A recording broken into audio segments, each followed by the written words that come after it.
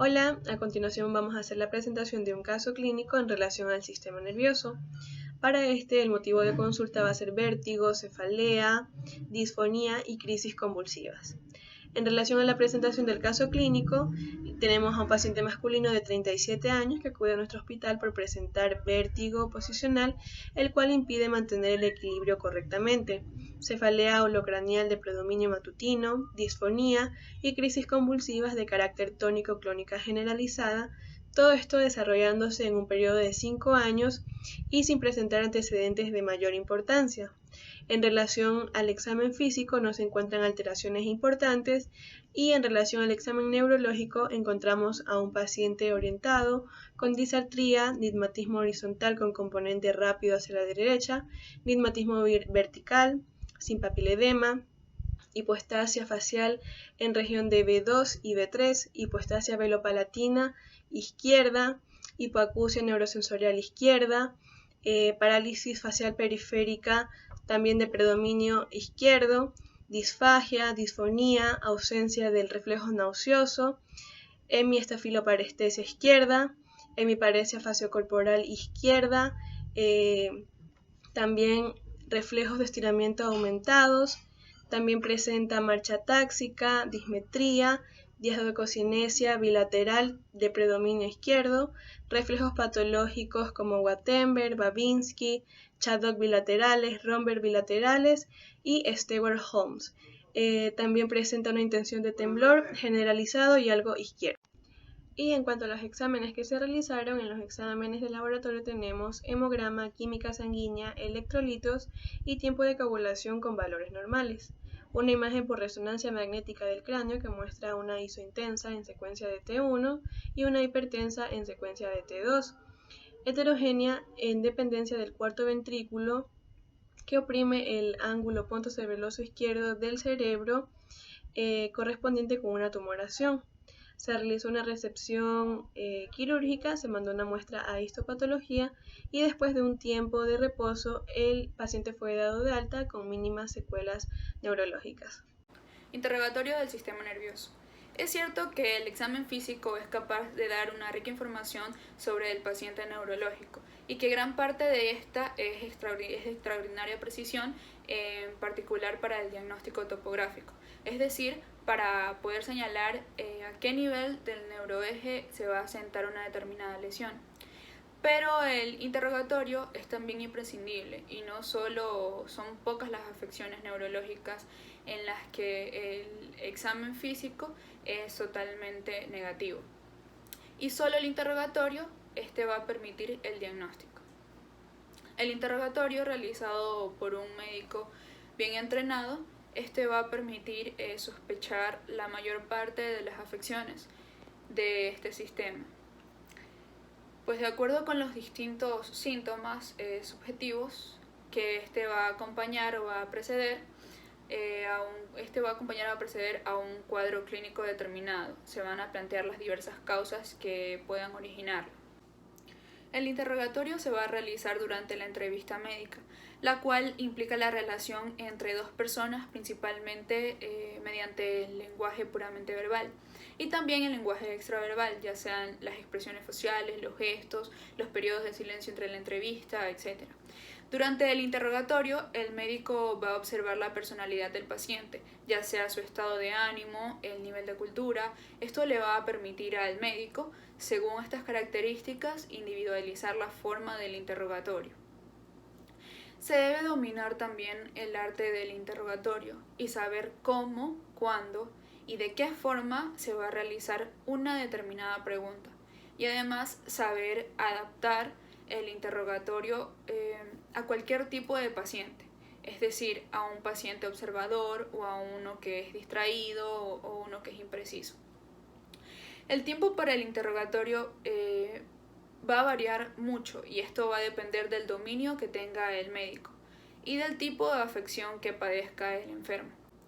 Es importante mencionar que el interrogador no debe aceptar términos muy técnicos, sino que debe lograr que el paciente describa sus sensaciones subjetivas y en la mayoría de los casos transcribirlas de forma literal para que todos tengan acceso al dato primario.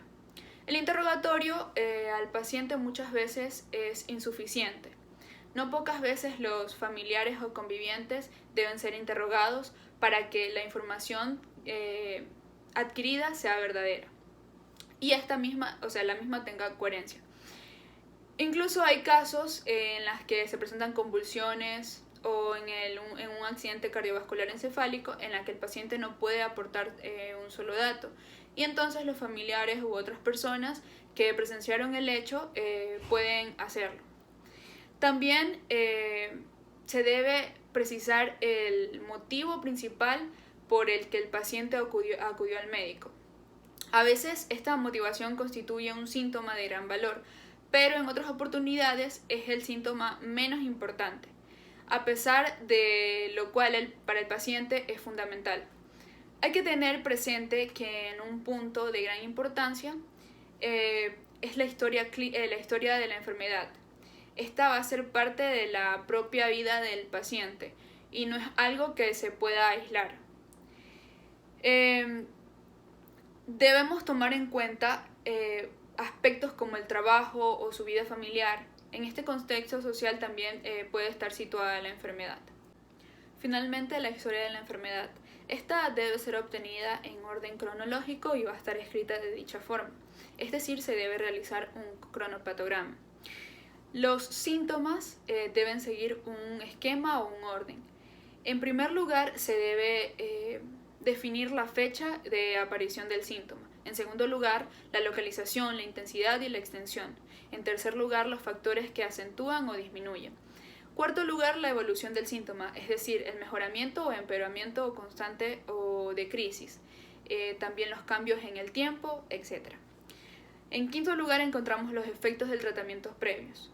Sexto lugar, los síntomas que se encuentren asociados. En séptimo lugar, el resultado de la investigación, que esta es la final, en caso de que haya existido resultados de los mismos. Otro de los aspectos importantes a evaluar en el examen del sistema nervioso es la ataxia, que se refiere a la coordinación que tiene la persona para realizar los movimientos. Para esto vamos a empezar con la maniobra de romper simple. Le pedimos al paciente que se ponga en posición de firme y vemos si puede mantener el equilibrio. Luego le pedimos que cierre los ojos y vemos si hay oscilaciones o si aún mantiene el equilibrio. Y luego pasamos a la romper sensibilizar. Para esto le pedimos al paciente que eleve una de sus miembros inferiores sobre la rodilla y vemos que forma una posición como de 4. Vemos si puede mantener el equilibrio y luego le pedimos que cierre los ojos. Y verificamos si mantiene el equilibrio o si no lo mantiene.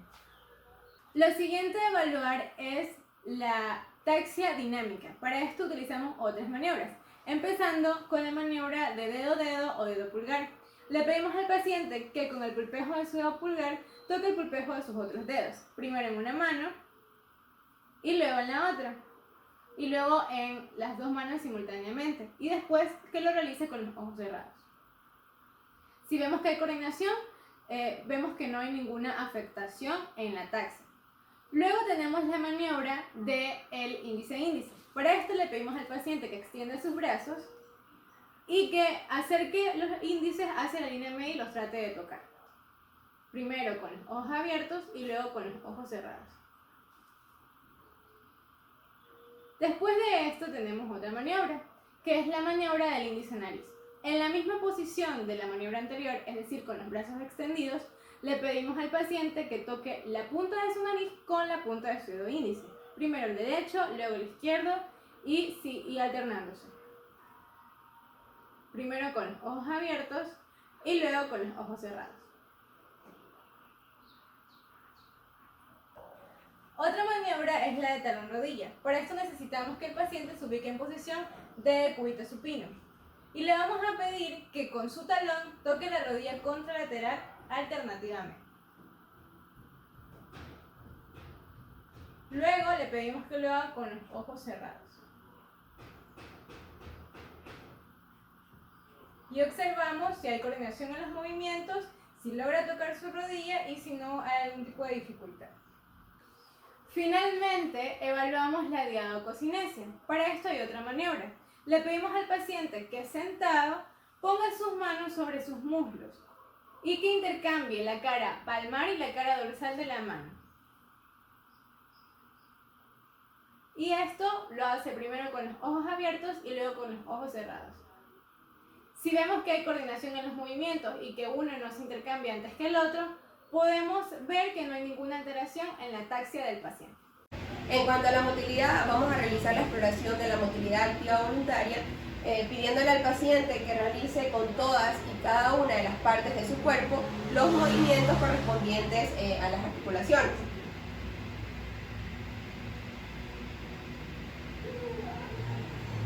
Vamos a completar esta exploración con la determinación de la fuerza muscular segmentaria, la cual la podemos hacer con distintas maniobras. Una de las más fáciles es dándole ambas manos al paciente y pidiéndole que apriete con mucha fuerza. De esta manera vamos a determinar la fuerza muscular segmentaria de ambos miembros superiores. A su vez, tenemos que vamos a realizar la fuerza muscular segmentaria de los miembros inferiores con algunas maniobras, como la maniobra de Barré, en la cual colocamos al paciente en decúbito prono y le pedimos que sitúe sus piernas a un ángulo de 90 grados en relación a sus muslos, recordándole que no se junten las rodillas ni las malleolas. Luego esperamos un tiempo prudente y observamos que si uno de los miembros inferiores está afectado, va a disminuir, va a descender de manera lenta o brusca antes que el otro, demostrando que esta maniobra resultaría lo que es positivo. Luego encontramos la maniobra de Mingazzini para los miembros inferiores, en la cual el paciente se sitúa en decúbito supino y le pedimos que coloque sus muslos a un ángulo de 90 grados en relación a su cuerpo y los pies a un ángulo de 90 grados, sus piernas a un ángulo de 90 grados en relación a sus muslos. Y así mismo como la maniobra anterior. Vamos a visualizar si hay una afectación de los miembros interiores, si se va a descender un miembro lentamente o de manera brusca antes que el otro. O vamos a observar si estos se van a mantener alineados ambos, o lo que es normal cuando los miembros inferiores van a descender de manera lenta los dos juntos por una debilidad de la fuerza muscular. Luego encontramos lo que sería la maniobra de Mingazzini para los miembros superiores. Aquí el paciente va a tener los ojos cerrados y va a extender sus manos. Estos los pueden hacer con su parte dorsal hacia arriba, o también se recomienda poner las manos en forma de abanico en una situación de espejo, una frente a la otra. Y como hemos hecho con las otras maniobras, vamos a visualizar si un miembro va a descender o si hay un déficit piramidal, uno de los miembros va a comenzar a realizar una pronación descendiendo primero la mano, luego el antebrazo y por último todo el miembro. Por último vamos a explorar lo que sería el tono muscular. Aquí le vamos a pedir al paciente que tenga su mayor relajación posible. Y nosotros vamos a realizar con todas y cada una de las partes de su cuerpo los movimientos correspondientes con las articulaciones. Nos vamos a centrar principalmente en la flexión y extensión de los miembros, con la flexión y extensión del tronco y la flexión y extensión de la cabeza. Es importante que para realizar estos movimientos el paciente no se involucre voluntariamente, ya que dejaríamos de estar explorando el tono muscular y se haría una exploración del movimiento voluntario. En cuanto a las maniobras en busca de hipertonía por irritación meningia, vamos a realizar el reflejo de la nuca. Le pedimos al paciente que trate de tocarse el pecho con el mentón y al momento de la flexión el paciente abre la boca, significa que es dolorosa y por eso desea realizar esta maniobra rápidamente. A esto también se denomina lo que sería rigidez de la nuca. Es importante saber que cuando hay una verdadera irritación meningia, todas las demás maniobras que se pueden realizar en busca de estas van a resultar dolorosas, por eso es importante realizar esta de primero. Otra de las maniobras sería la maniobra de Kerning, la cual se puede dar de dos maneras. La primera sería colocando al paciente en decúbito supino y tratar de flexionar al paciente con el antebrazo y debajo con las manos detrás de los hombros, debajo y detrás de los hombros. Decimos que esta maniobra es positiva cuando existe una flexión de los muslos sobre la pelvis y las piernas sobre los muslos. La otra manera de realizar esta maniobra sería levantando lentamente un miembro inferior. Una vez que hemos levantado el miembro a una altura prudente, este signo va a resultar positivo cuando va a existir una flexión de la rodilla. En cuanto a nuestro paciente, en el caso clínico, por el contrario, encontramos que este va a presentar una motilidad y una fuerza de los miembros conservada y no va a presentar signos de irritación meningia. Bueno, para explorar la reflectividad, vamos a empezar por los reflejos osteotendinosos.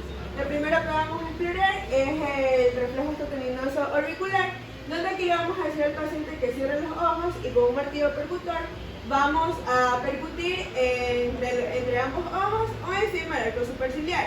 Y la acción que se debe efectuar es la contracción de los músculos orbiculares, de esta manera.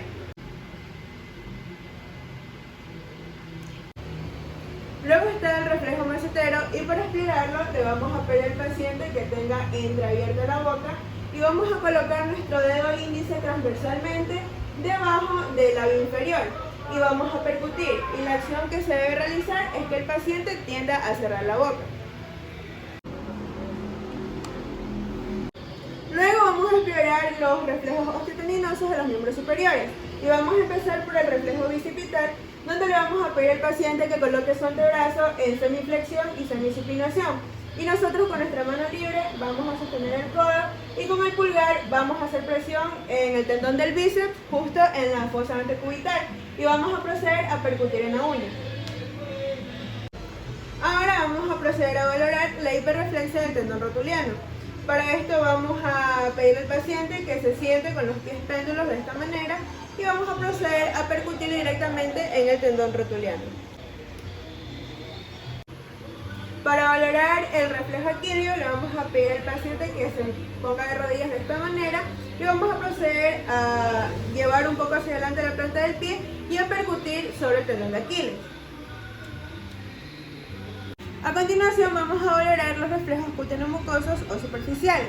Vamos a empezar por el reflejo conjuntival o corneano, donde vamos a estimular con un algodón o con la punta de un pañuelo la conjuntiva vulvar para así producir la contracción de los orbiculares del ojo. Lo vamos a hacer de manera lateral al campo visual para así poder evitar el reflejo defensivo. Luego vamos también a valorar el reflejo faríngeo o nauseoso, donde con un hisopo vamos a estimular el velo del paladar o las paredes de la faringe. Abre la boca.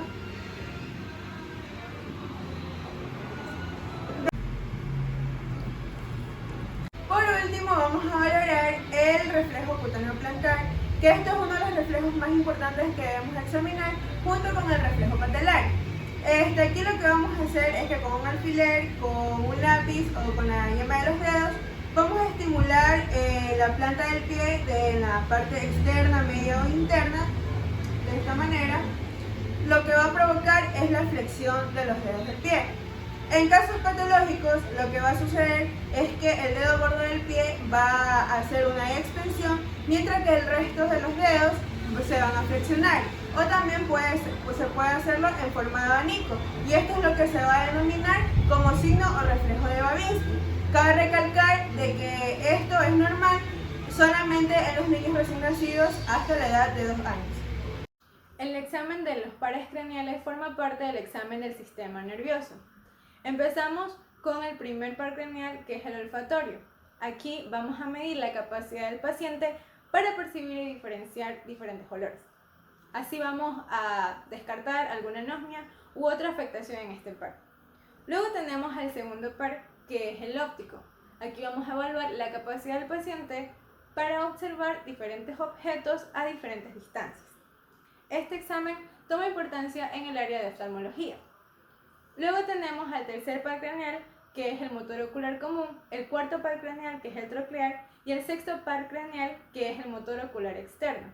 Estos se examinan en conjunto, ya que Tercero, inerva la musculatura extrínseca e intrínseca del ojo. Y el cuarto y el sexto, la musculatura extrínseca del ojo.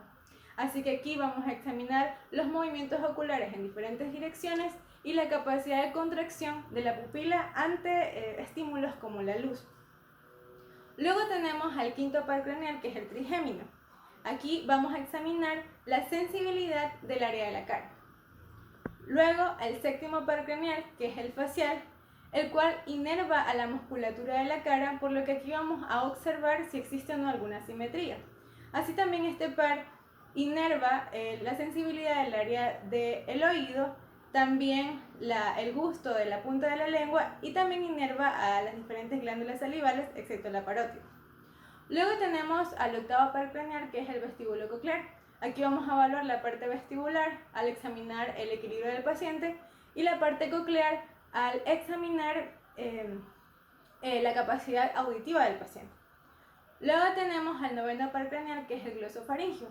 Este va a estar encargado del gusto de los 2/3 posteriores de la lengua y también inerva a la glándula parótida. Luego tenemos al décimo par craneal, que es el vago, en donde habrán reflejos como el óculo cardíaco.